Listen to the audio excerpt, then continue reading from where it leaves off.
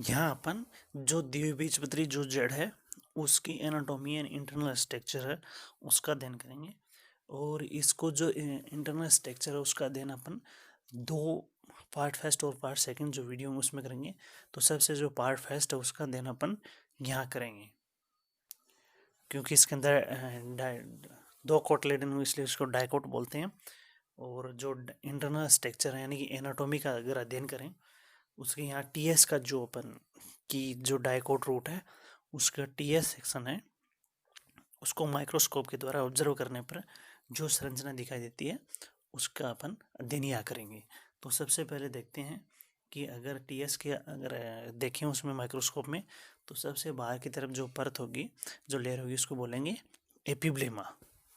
तो एपिब्लेमा क्या होगी? It is also termed as rhizodermis और पिलीफेरस लेयर।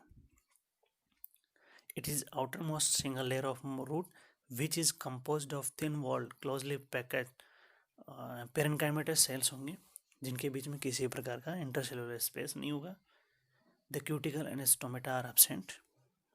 क्यूटिकल और स्टोमेटा क्योंकि ये जेड है और इसलिए इस पर क्यूटिकल और स्टोमेटा एब्सेंट रहेंगे। समझते हैं most of epidermal cells extend out in form of tubular unicellular root hair बनेंगे इसके द्वारा due to the presence of root hair in epiblema. It is named as filiferous layer.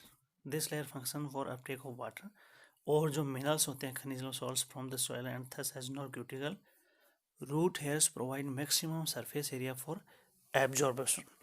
तो ये जो सबसे बाहर की परत होगी मोस्ट यानी कि आउटर मोस्ट जो लेयर होगी वो होगी एपिब्लेमा, जिस पर किसी प्रकार के स्टोमा नहीं होंगे, क्यूटिकल का जमाव नहीं होगा और इसके अंदर जो यूनिसेलुलर जो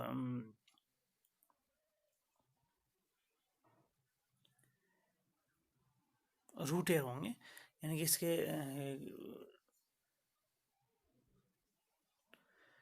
जो है रूट हेयर होंगे उनके काम क्या करेगा कि रूट हेयर के द्वारा ये जल और खनिज लवण का वो जो मिट्टी होती है उससे जल और खनिज लवण का अवशोषण है वो जड़ों के जो रूट हेयर हो सकते हैं इनके जो जड़ के जो रेशे होते हैं उन्हीं के द्वारा होता है। उसके बाद में अपन देखें जो सेकंड अगर टॉप पॉइंट तो वो आएगा कॉर्टेक्स, यानी कि एपिब्लेमा के नीचे का जो भाग है कॉर्टेक्स। एपिब्लेमा के नीचे का जो भाग है वो कॉर्टेक्स कहलाएगा।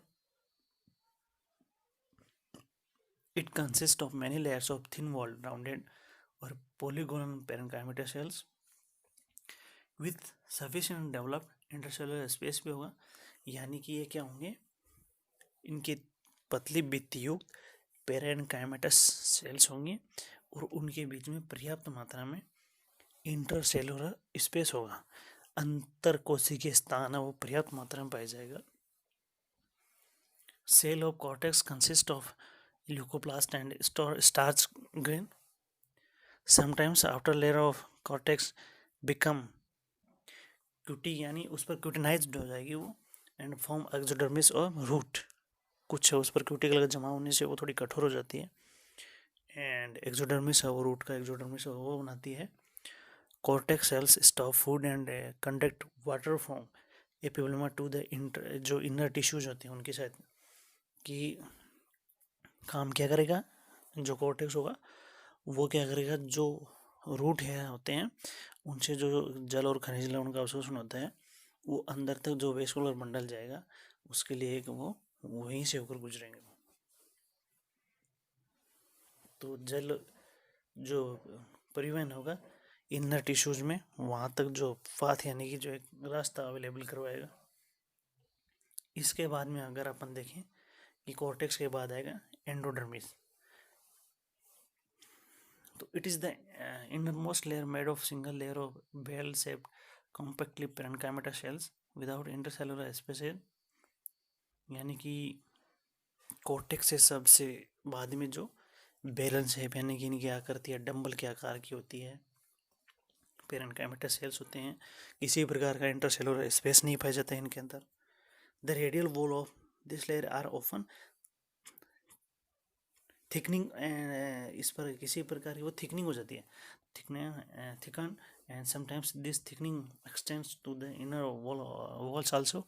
यानी कि जो इसकी जो रेडियल वॉल्स होती हैं किसकी, एपिडर्मिस की, उस पर विभिन्न प्रकार की थिकनिंग हो जाती है। Deposition of suberin and lignin cause the thickening, और किसका जमा होगा, सुबेरिन और लिग्निन का जमा हो जाता है। तो जो एंडोडर्मिस होती है उसकी जो रेडियल वॉल्स होती हैं उन पर सुबेरिन और लिग्निन का जमा हो जाता है, उन पर पर्याप्त मात्रा में थिकनिंग हो जाती है उसकी लिग्निन और सुबेरिन।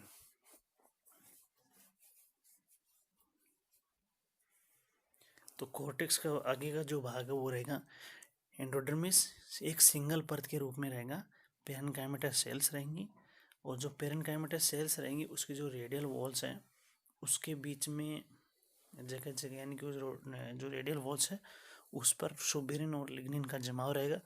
और ये जो एंडोडर्मिस सेल्स होती हैं डंबल के आकार की, डंबलाकार बेल शेप्ड पेरेन्काइमेटा सेल्स होंगे, जिनके बीच में किसी भी प्रकार का इंटरसेलुलर स्पेस है वो अंतरकोशिकीय स्थान नहीं पाया जाता, कॉम्पैक्टली अरेंज्ड होती हैं बिल्कुल एक पास में ही।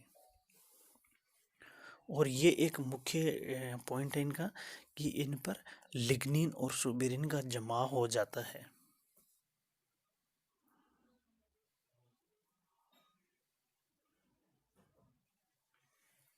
Deposition of suberin and lignin cause the thickening, जो जमाव का जो होता है सुबेरिन और लिग्निन का जमा हो जाता है। ड्यू टू डिपोजिशन स्ट्रिप और band like structure are formed which are known as casparian strips of casparian band, यानी कि लिग्निन और सुबेरिन का जमा होने का पट्टियाँ बन जाती हैं जिसको केस्पेरिन पट्टिकाएं या केस्पेरिन बैंड्स भी कहते हैं उनको।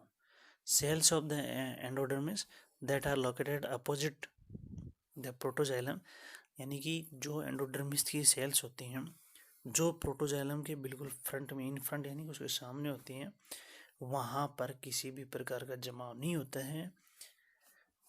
termed as a passage cell, path cells, as they facilitate the passage of water from roots to the xylem. Endodermis act as a watertight jacket around the stem. जो रम का जो भाग होता है उसके चारों ओर जलरोधी एक जैकेट परत का निर्माण करते हैं, क्योंकि सुबेरिन और लिग्निन का जमा होने के कारण उस पर जल वो उससे क्रॉस नहीं कर सकता। लेकिन जो प्रोटोजाइलम के समूह जो कोशिका जिनको अपन पैसेज सेल बोलते हैं उनकी सहायता से ये जल का आवागमन वहाँ से जो होता है क्रॉस, यानी कि जो पैसेज जो सेल्स होती हैं उसको पाथ प्रदान करती हैं वाटर के लिए। इसके बाद में देखें एंडोडर्मिस के बाद में तो आएगा pericycle. Pericycle it is located internal to the endodermis and made of single layer of thin walled parenchymatous cells containing abundant protoplasm.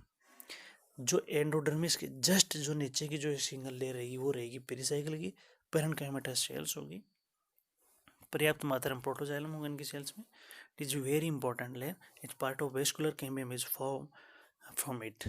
और जो वेस्कुलर कैम्बियम जो डाइकोट रूट होगा उसके अंदर कोर कैम्बियम वेस्कुलर कैम्बियम होंगे, तो जो वेस्कुलर कैम्बियम का जो निर्माण होगा वो पेरिसाइकिल के द्वारा ही होगा। इसके अलावा lateral roots in dicot rise in this tissue and core cambium also developed from it, यानी कि तीन चीजें होगी, कोर कैम्बियम, वेस्कुलर कैम्बियम और जो लेटरल रूट्स होती हैं उनका जो ओरिजिन है यानी कि डेवलप कहाँ से होंगी, वो सभी पेरिसाइकिल से होंगे, उनका निर्माण होगा किससे विकसित होंगे, वो पेरिसाइकिल के द्वारा ही होंगे। तो ये जो तीन चीजें यानी कि lateral roots, vascular cambium, cork cambium, इनका जो डेवलप होगा निर्माण होगा वो किसके द्वारा होगा, पेरिसाइकिल के द्वारा ही होगा।